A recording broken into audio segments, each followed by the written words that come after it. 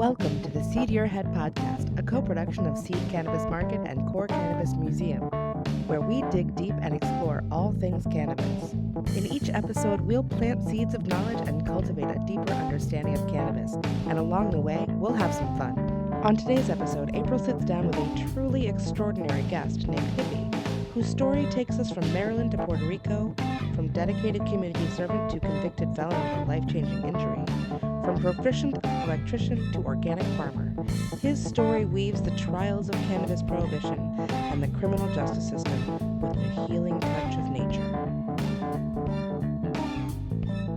I am so excited to be here. We are sitting under the most tranquil and majestic mango tree here in Las Marias in Puerto Rico with our new friend and amazing human, Hippie.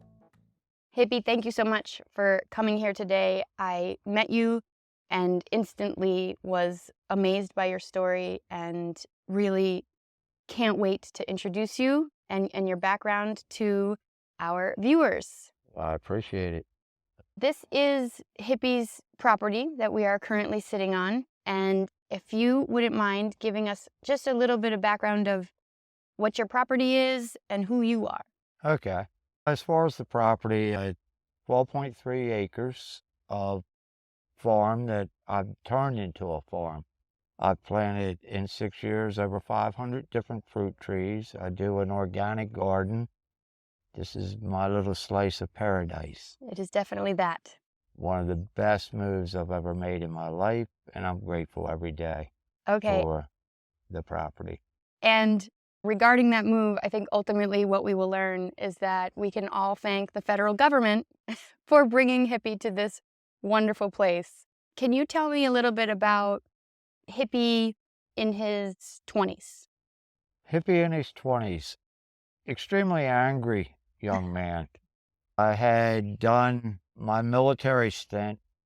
I came out, and the anger that they perpetrated, I didn't know how to get rid of. I was extremely angry in my 20s. Lack of a better word, a total asshole. At about 30 years of age, I woke up one morning and said, I refuse to live this way anymore. And I started working on it, and 33 years later, here you go. It's still a daily challenge. And what practices did you put in place to deal with some of that anger? I processed, mostly in the beginning, the disdain I had for the government. I was raised by a World War II veteran, thought I was a patriotic type individual, and then once I saw firsthand what the government actually does with young people's minds, it angered me. That's kind of part of the processing over the 33 years, is to leave that behind. It allowed me to adapt. My motto is yesterday's gone, tomorrow doesn't come. I have today, and if I keep looking back at yesterday, I can't really fully live today. I can't look forward into the future because that's not guaranteed. So I try to get my happiness daily. And it's working. To be working. Yeah. So at what point did you when you're in the military, you're getting tested? So you can't? No. Okay. No, that actually happened. I discharged in March of 81, and I think it may have been towards the end of 81 or maybe even the beginning of 82 before they started testing. In reality, I smoked weed every day, even at basic training. Okay. It wasn't something they were looking for. And was that common at that time? Were a lot of the military using cannabis? A lot like the construction sites, you had three types of individuals. Okay. You either had alcoholics, drug addicts, potheads, or Jesus junkies, as I call them. A combination of all three. Yeah, there was a lot of that. But yeah, that's what I saw. Okay. And using cannabis throughout that time, did you feel like that was an asset? Did it help you diminish some of that rage, or? It wasn't until 3 years in my rage set in. Okay. The fourth year I was pretty enraged by the fourth year. But the first and the second year, I was gung-ho. Okay, so you get disillusioned in year 3, you get out, and how does it go from there? I get out in March. My first son was born in July. I was married in October, and then came working for the system. Okay, and can you tell me a little bit about that, how you ended up there? You're trained as an electrician. This was your trade, correct? That's correct. I actually have an engineering degree from the University of Maryland in design engineering and minored in architectural engineering. Wow. But I had a new family, so I couldn't be a full-time student. I would work as an electrician apprentice during the day and do school at night. I worked mostly for companies that did nothing but government contracts. I've worked Aberdeen Proving Ground, Edgewood Arsenal, NSA, NIH, the Pentagon, and I even did 2 days in the White House. Oh, wow. I didn't like it. No. The second day I wore a tie-dye shirt instead of a company shirt, and 2 hours later removed me from the White House. You're kidding me. No, I'm not kidding you. For tie-dye, and they took you out. Did they take you off the job entirely? Completely. I wasn't allowed back at the White House. Okay, so you have this clearance. You are free to move around our most secret government locations and hilariously walking into the White House and getting kicked out for wearing tie-dye. Okay, I just have to process that story. Now, what goes wrong? Nothing goes wrong for quite a few years. One morning I wake up, I'm getting ready for work, and at 5:30 in the morning, I hear a commotion and 46 officers ended up in my house. That is when it went wrong. That sounds wrong. I had those clearances since my early 20s. I was 50 the day they busted my doors in, and in just a matter of hours, I lost my clearance. I lost my ability to even work on a government installation. Not being convicted of a crime, just because I was accused of one. And now, backing up just a little bit, while you were practicing your trade and working on all these government jobs, you also had a really strong background in pulling people together, right? You had some musical and artistic endeavors. I did. Actually, I gave to my community from the time I went in the service, even prior. I'll drift back just a little bit, Sure. and we'll go back to the The event. overachiever. Yeah. Okay, so I joined the Boy Scouts at 11 years old. At 12 years old, I was an Eagle Scout. So I gave to the community through the Boy Scouts. Then I got a little older, fire department, volunteer fireman, volunteer ambulance, Little League coach, ended up as a high school wrestling coach, high school football coach, parks and recs. I did all of that. I gave to my community. Then when I got arrested and was convicted, I was told I had to do community service. And I had to draw the line. I really made a stand as somebody that I felt they completely had wronged. I had to make a stand and tell the judge, I'm not going to be ordered to do community service. I've done it my whole life, and I'll continue to do it, but not because it's ordered. If you got to give me extra time, I'm telling you I'm not doing it. So I didn't do community service. Let's talk about how these cops ended up at your door. They didn't even know I lived there. They thought I lived in a neighboring community about 20 miles away. And this is all, just to give it context, this is all happening in Maryland? It's happening in Harford County, Maryland. Okay. Where you lived and did all this community service and had your family and... Exactly. Okay. So 2 young people came to one of our weekend gatherings. At that point in time, I was living in a 6,000 square foot converted dairy barn. Oh, cool. We had live music in my house at least twice a week, sometimes 5 days a week. So these 2 young people came. Unbeknownst to me, I didn't know them. They knew other people there. They had the police following them. They had eyes on them, they call it, where they were watching and saw them loading a moving truck. So they just merely followed. Went to the court the next day, new address, got a new address search warrant, and they weren't there looking for me. So they got me through just sheer luck. So they were here to investigate these young people. They go into your property. What transpires? Can you get us into the mindset of what was happening? You were home? I was home preparing for work. And your kids lived here too, right? We had one at home at that time. And how old was? She was 5 at the time. And at 5:30 in the morning, our doors were just completely demolished. I had French. No knocking, just No knock. kicking down the doors. They completely shattered a door that was not locked. My house was never locked. It was open to anybody that needed a place to stay, and everybody knew it. You could just come in. We came up with a name for our venue, and it was the Happy Hippie Haven, Triple H. Everybody was aware, and we hosted a lot of people over the years that needed help. Yeah, we raised a few adults, some successfully. So 5:30 in the morning, the commotion starts, and I was on the 3rd floor. I came out, and there they were. It looked like I was being invaded by ninjas, all dressed in black, faces covered, automatic What weapons. unit was that? It was Harford County Sheriff's Department, multiple Harford County city agencies, Cecil County Drug Enforcement Task Force, DEA. So it was a conglomeration, and State of Maryland Police. It was 46 of them busted down my door and made their way into my house. They flew a helicopter over the top of the house for well over an hour with 2 cops in it. They go through all the harassing things. They completely tore the house upside down. Everything that was in a drawer was thrown in the air. It was a real mess. How many were arrested? The 2 young people that moved in, I took a friend of mine off the street that I grew up with. He was homeless for a couple years, and I found out. I took him in. And I had another young man, as I said, I raised adults, that I was trying to put on the right track, and myself were the ones arrested, so there's 5 total.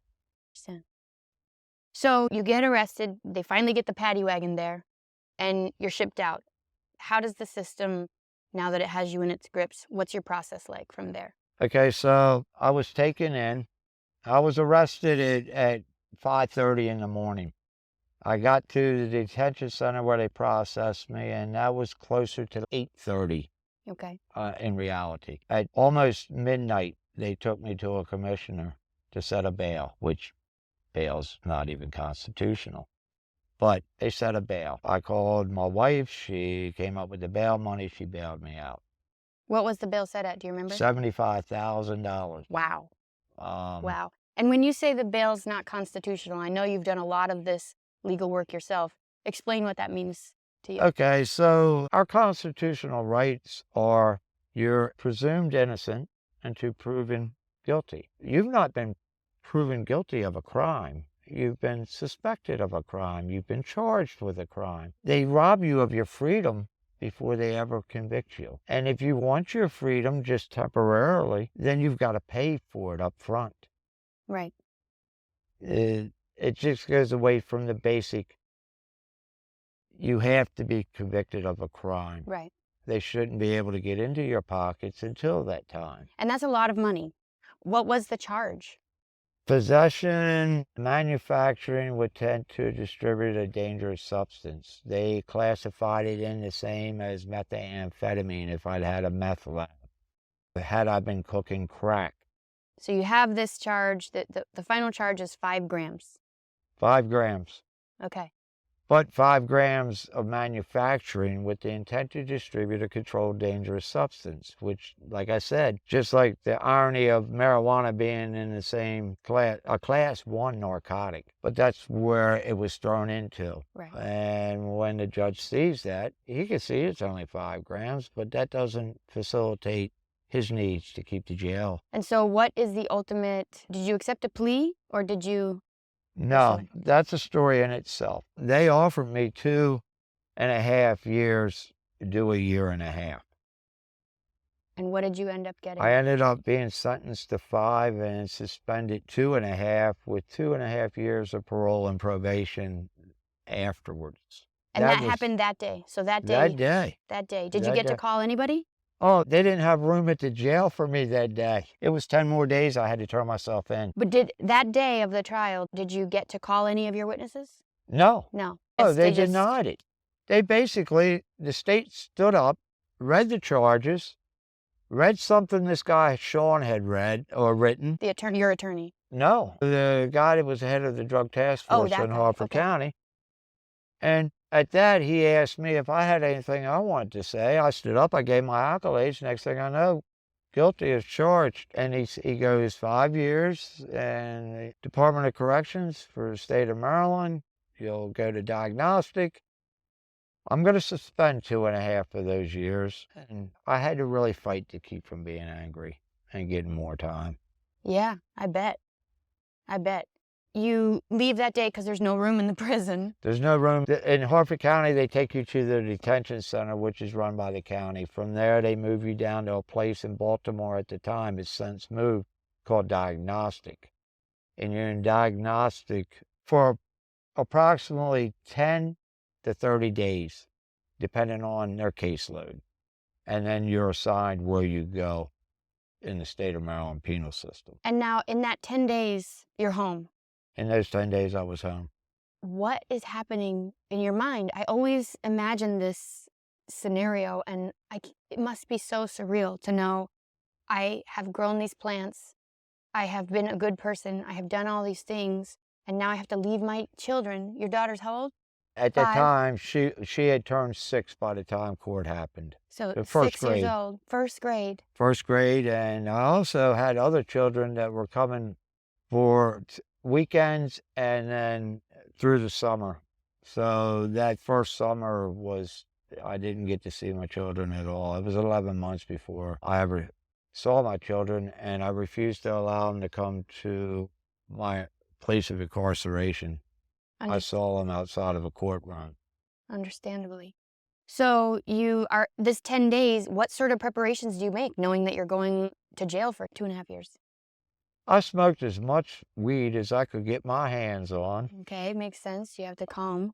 And I never really thought about running. I try to always own up to what I've done, whether it's good or bad. And they caught me. Even at that point, that low point, I still felt like I won. And it was easy for me to justify in my mind.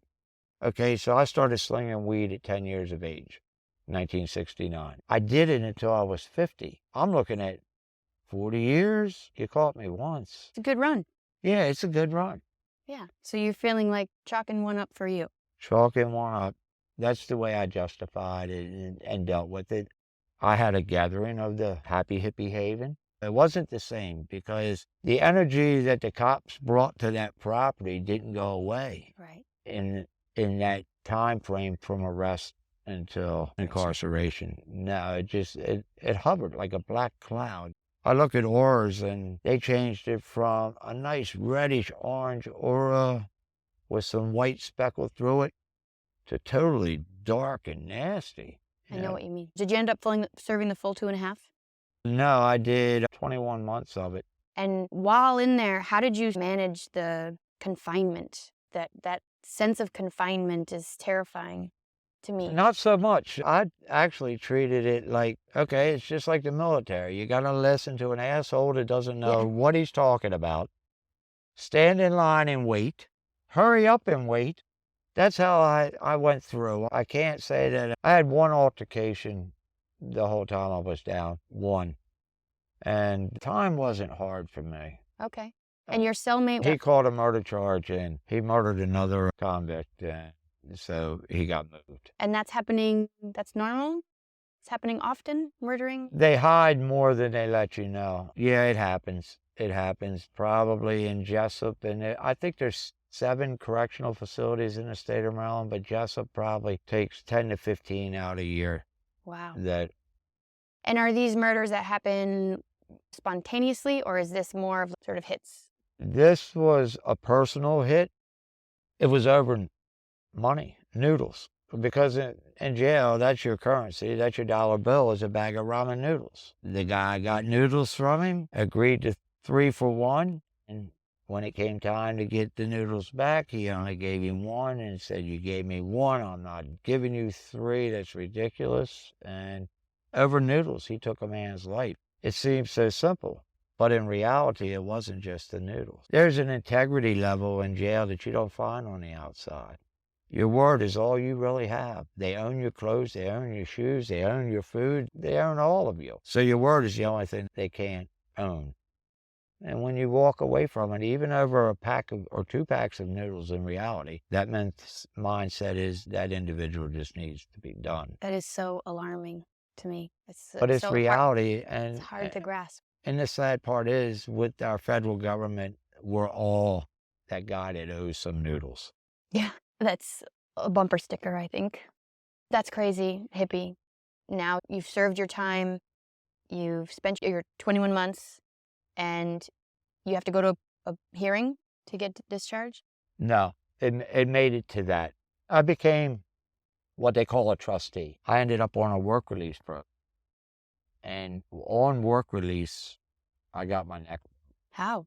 A backhoe hose busted and slammed me in the back of the head. I have titanium rods that go from C2 to T2 on both sides of my spine. So this took you completely out.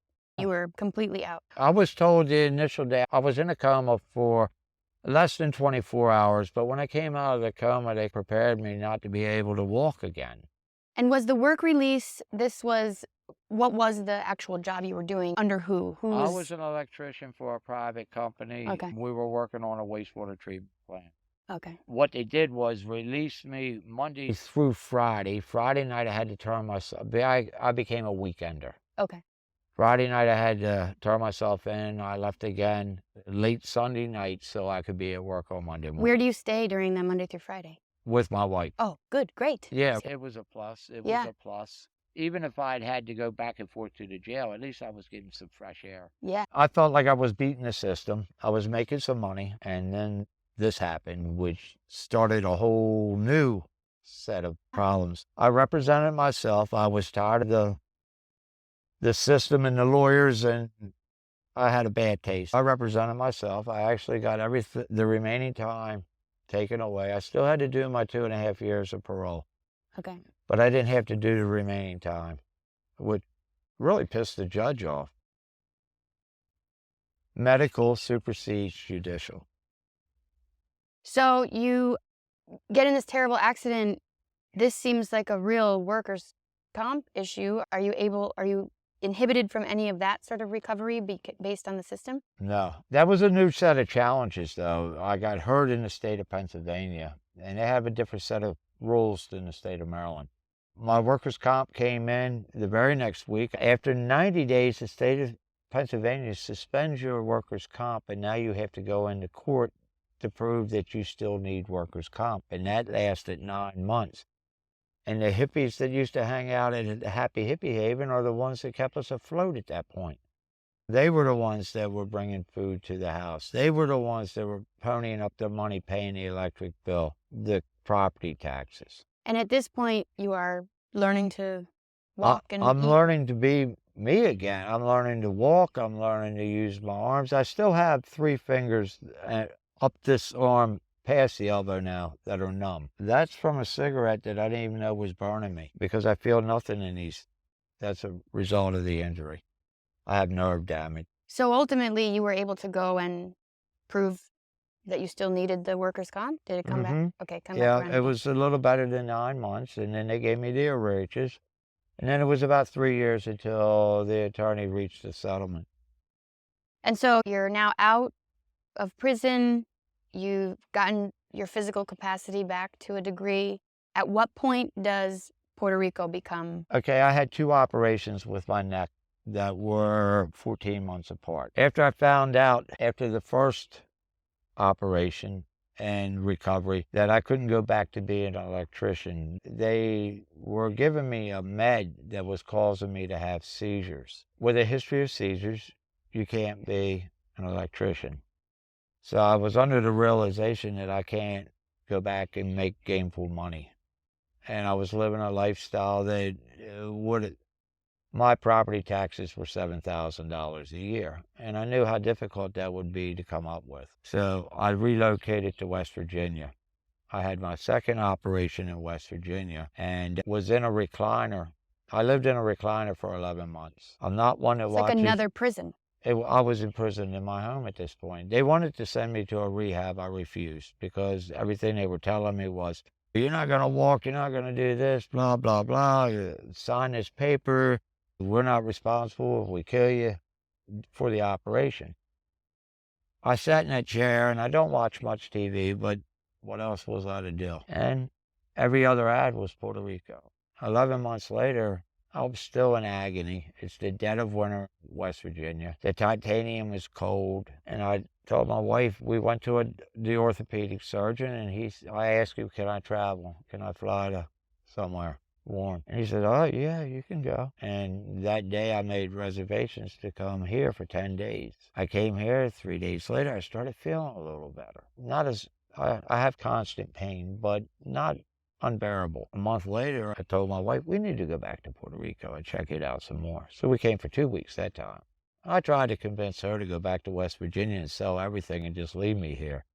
Right. But she wouldn't. She said, you come back, let our daughter finish school, and then we'll all move. 8 years ago on June 1st, we moved here with a backpack, a knapsack, and a duffel bag each.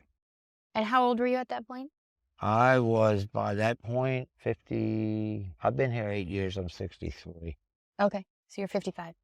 Yeah, right around 55. And at that point, during those years now, what sort of impacts do you have from your criminal history? I'll just concentrate on the most heinous. My oldest was getting married in St. Lucia.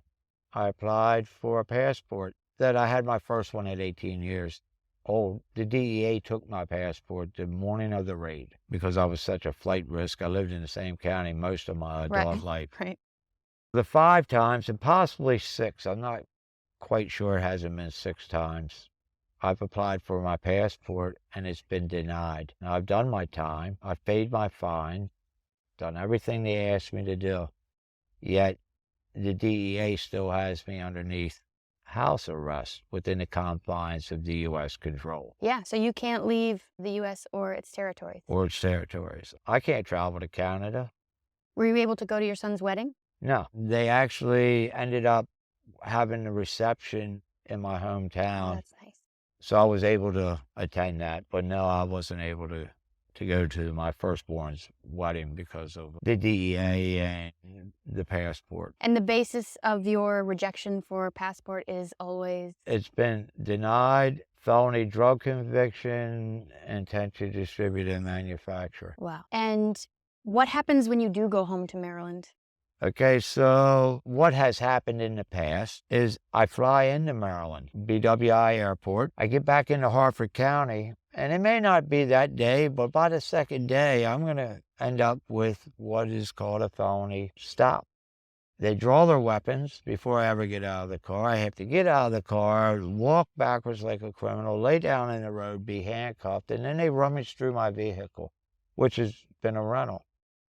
I question how that was coming to.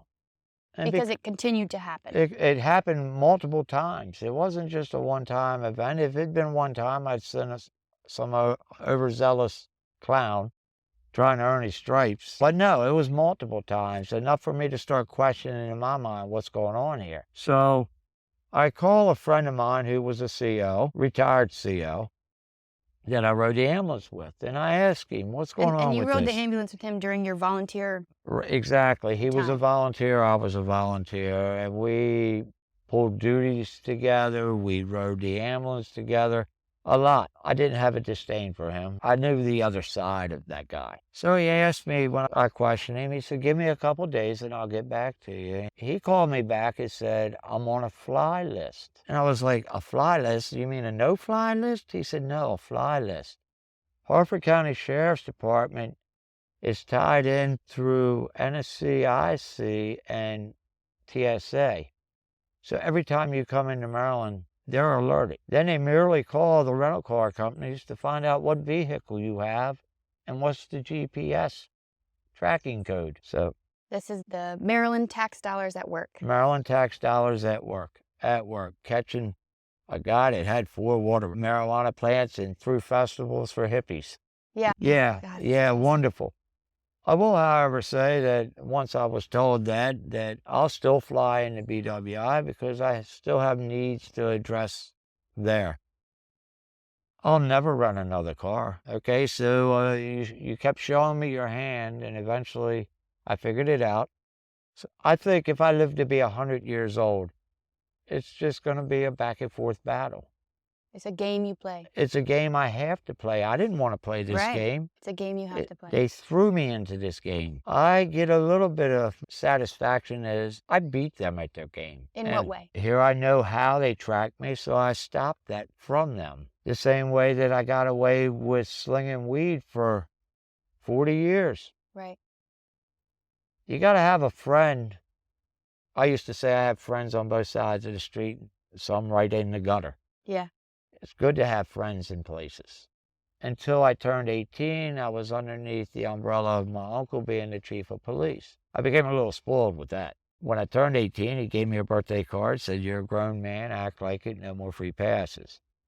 So then I was on my own, or so people would think. I actually was selling weed to his police officers. Not really selling. They would come there. One of the police officers was married to a girl I grew up on the same street with. She was a pothead. He came to my house one day, hit his siren, I went out, and I knew who he was. And he said, "Yeah, my wife is looking for a little bit of weed. She sent me by here." You're out of your mind, dude. Anyway, the more I talked to him and the more I knew that I knew her. We grew up together. I was like, "All right, here, hold on, man. I'll be right out." I went in, I grabbed an ounce and took it out, threw it on the seat of the police car. Of the cruiser. Of the police car. Oh, my God. And for a lot of years thereafter, I would get a visit once a month on a regular where it just hit the, I'd go out, I'd throw the ounce in the seat. But there was multiple times where where he didn't come on a month. He'd come and he'd say, "Hey, man, I don't want nothing today to cool your jets. I'll let you know when things are good." For the mere tax of an ounce. You got a heads up as to when you were When I had to move everything out of my house, when I had to just stop business. At one point in time, used to on Fridays sit in my house and have a line at my door for my weed. Yeah. I always prided myself on getting the best weed around. Yeah. That's amazing. And it's like I know these things exist. I have been in this long enough to know, but every time I hear it, I'm wide-eyed again. I just can't, I don't know. It's really hard to swallow a lot of this. To that officer's credit, I don't ever recall him making a drug arrest, ever. Yeah, and that's what I mean. A lot of the officers, they do look the other way. And I think they don't agree with that policy, but the ones that do are just brutal. See, I had the upper hand at that point, though. Yeah, because you could but who would believe you? It could have been a setup. They would have fried him. Yeah. You know, if he didn't protect me, I would have set him up. Right. That's not really who I was. I probably wouldn't have. No, I had an offer to set other people up, and I asked him if he was going to go do electrical work for me. He said, "I'm not an electrician." And I told him, "I'm not a cop." Yeah. Let's just go with the game, buddy. Oh, I love it. At the end of the day, Hippie, when I look at this from a step back, you're living this life, you have this raid that's very traumatic, you are then injured as part of your work release, really dramatically injured. It moves you here, completely changes your life, you can't get a passport, all these things. But you told me earlier something that you sent to the judge who sentenced you, and I think it really demonstrates your feeling as to what this chain of events has done for you. Can you explain that? Yes, I took multiple pictures of the farm.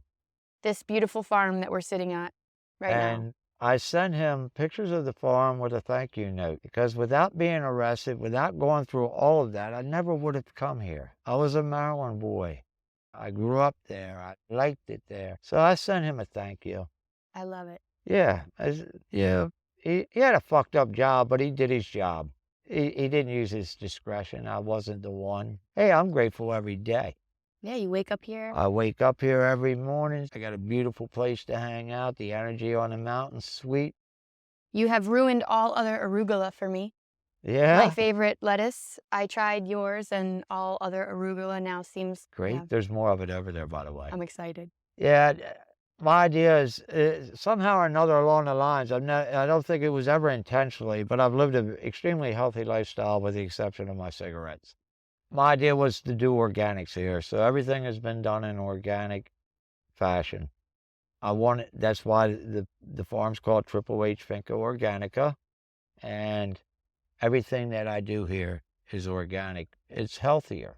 And I can pass on all of my excess to people that maybe don't have the same ideology, but if I could give them good food as opposed to the trash they buy, then I feel like I'm not giving them. This earth is giving it. I play a game with it. We're working together. Yes. So I just can't thank you enough for sharing your story. Is there something that you hope to see here in Puerto Rico, some path based on your experience that you think would lead to success in the change of people's minds and hearts in regards to cannabis? I think that's happened in the time period that I've been here. I was the 10th medical marijuana patient on not the state, the country of Puerto Rico. I was number 10. I That's went the amazing. second day that it was in force. I was the first patient of the day, and everybody else that was before me was either soldier's attorney, soldier's brother, office staff.